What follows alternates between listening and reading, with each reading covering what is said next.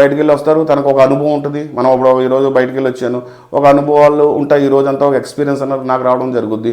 అలాగే మీరు వెళ్ళారు, మీకు ఒక ఎక్స్పీరియన్స్ అన్నది రావడం జరుగుతుంది. అలా ప్రతిరోజు ప్రతి క్షణం ప్రతి ఒక్కరికి రకరకాల ఎక్స్పీరియన్స్లు మనం ఫేస్ చేస్తూ ఉంటాం. ఆ ఫేస్ చేసిన దాన్ని బట్టి కొంతమందికి మోసాలు జరుగుతూ ఉంటాయి, కొంతమందికి పాజిటివ్ జరుగుతూ ఉంటుంది.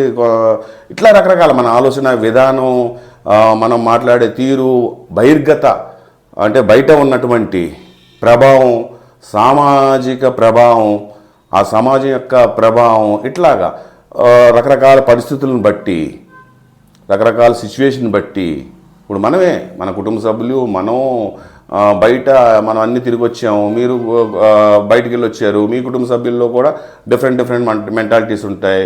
మన కుటుంబ సభ్యుల్లో కూడా మెంటాలిటీస్ అందరూ ఒకలాగా ఉండవు కదా, ప్రతి ఒక్కళ్ళే తేడా ఉంటాయి. అలాగే